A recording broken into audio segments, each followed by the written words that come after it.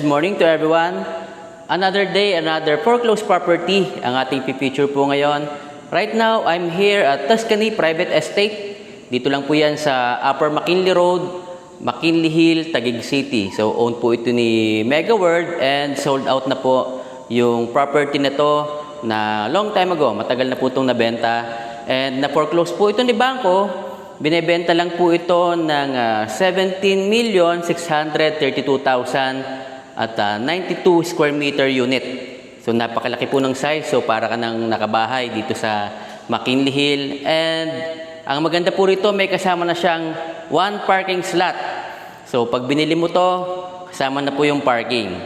Itutur ko po kayo sa loob ng unit na to para makita nyo yung condition, yung actual condition ng unit right now, and kung okay ba to maging investment, pwede nyong gawing secondary home. Tuloy, ang ganda ng location kasi malapit lang to sa Uptown Mall, malapit lang sa Korean Embassy, British Embassy, Enderun Colleges, yan, Venice Grand Canal Mall, yan, of course the BGC, napakalapit po niyan sa High Street.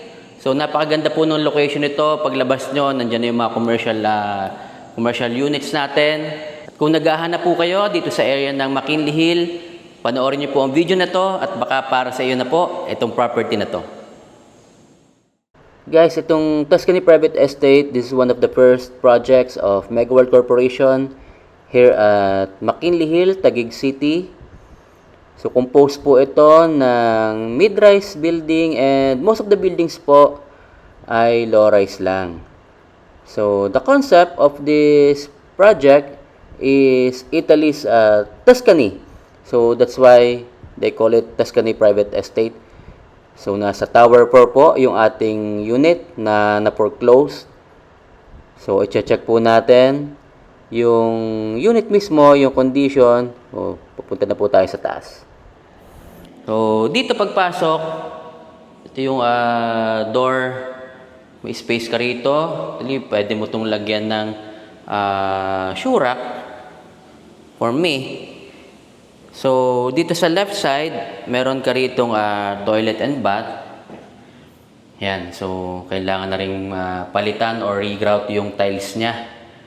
Yung shower, so medyo luma na po to. So, may magaganda ng lumalabas na mga shower head, ganyan. So ito maayos pa po yung kanyang dito sa may sink niya, pero medyo luma na rin yung model niya. So if you want to replace this one, pwede rin. Salamin niya, if you want to replace din, parang gawin nyo siya ng mirror cabinet. So dito pagpasok, nasa left yung toilet and bath na common dito sa ground floor or yung lower area niya.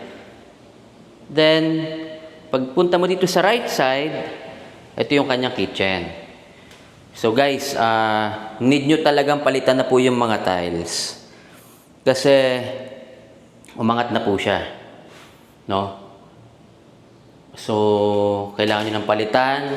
Ito po, actually maayos pa to, yung kanyang countertop. Palitan nyo lang yung kanyang cabinets, under counter cabinets. Palitan nyo lang po. Itong sink niya okay pa rin, pero medyo luma na po yung ganitong model eh. So, palitan nyo na rin kung i-remodel nyo naman tong unit. Dito naman, provision niya for the washing machine. Yan. Maganda rito, may provision ka na for the washing machine. So, nandun yung kanyang drainage. And, ang laki nung kanyang living and dining area dito. Yung windows mo, malaki din. So, parang, yan. Ganda nung kanyang, nung ventilation niya po dito sa area. Guys, yung mga ganito pong foreclosed units, usually po ay mga nagamit na or pre-owned. Pero ang talagang kinukonsider po natin dito palagi, pag kukuha kayo ng ganitong foreclosed, is yung location. Pangalawa po is yung presyo. Pangatlo ay yung value ng property kapag naayos niyo po ito. Katulad nito, umangat na yung tiles, so kailangan yung i-renovate. Pero ang lawak ng inyong living and dining area. Bigyan ko po kayo ng presyo nitong Mega World mismo. So dito, makikita nyo po ang per square meter is around 245,000. Wala pa po itong parking. But then yung sa bangko po, binibenta lang po yan ng around 190,000 pesos per square meter with parking. So ang maganda po dito, nasa corner pa yung unit, kaya ang ganda nung ventilation. So yan, nakapaikot yung bintana, may balcony ka dito. Ayan po. And ang maganda po rito, very high ceiling. Ayan po oh. So kung talagang ipapagandahin niyo po ito, wow. I'm sure ang ganda ng magiging outcome nito. So may mga windows pa kayo dyan sa taas. Yan. So ito po yung kanyang living and dining area. Ang lawak po nito, guys. So mapapaganda nyo po talaga ito kung i-avail nyo tong unit na to. So maganda rito, hindi nyo kailangan i-cash. 10% lang from the bank. Ay 10% lang yung down payment na hinihingi, and 90% pwede nyo i-loan sa bangko. Ako na rin yung tutulong para ma-process yung loan nyo. So para ka na nag-rent to own dito sa area ng McKinley Hill, and parang nasa bahay ka na rin yung style nito. So dito meron kang balcony. Yan. So ang laki nung balcony niya, mahaba. Then you have the garden here, yung view mo. So meron ka ng garden. So makikita, matatanaw mo rin yung amenities ng pool dun sa kabilang side. And ang maganda po dito, pwede rin po dito yung inyong mga pets dito, kasi may mga nakikita ko na pets sa labas kanina. Ayan. So ito yung iyong view. Ang mahangin kasi may mga puno po dito. Yan. Wow. So kung ikukumpara nyo to sa current market value, sobrang taas na po dito ng bentahan sa area na to, especially dito sa Tuscany Private Estate. Kasi talagang para mga bahay po yung units dito.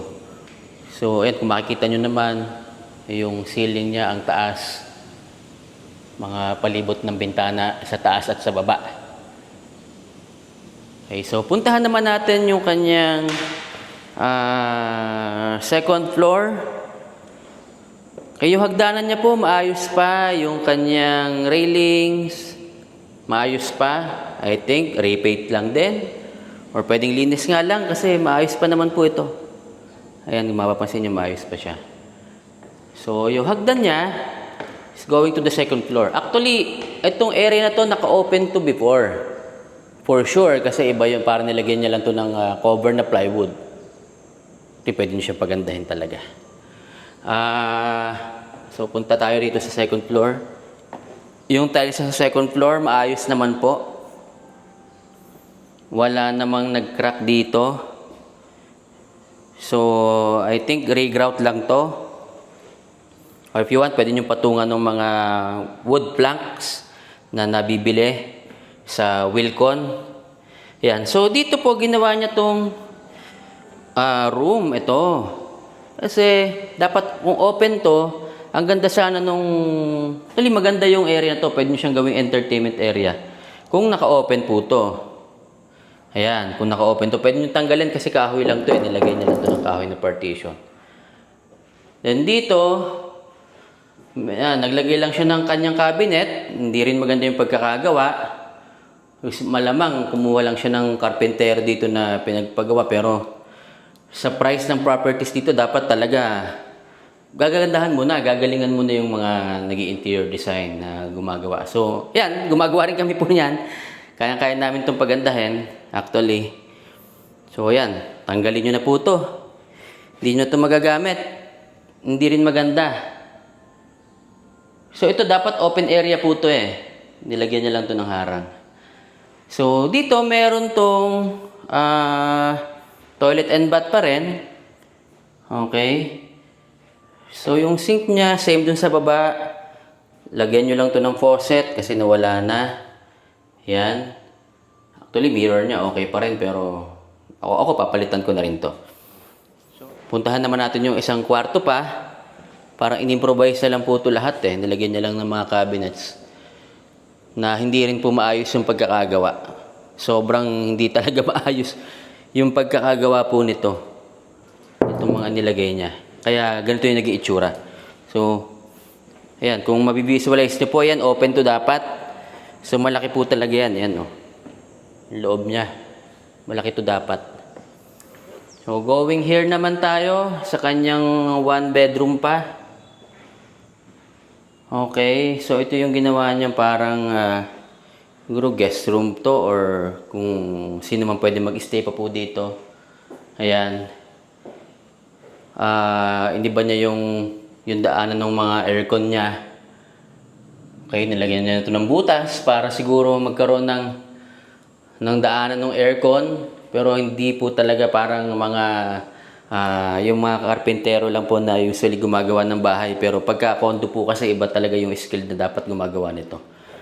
So yung kwarto nyo ay meron kang magandang ventilation pa rin dito sa area na to kasi may open space ka dito. Ayan. So ito po yung kanyang naging isang bedroom pa.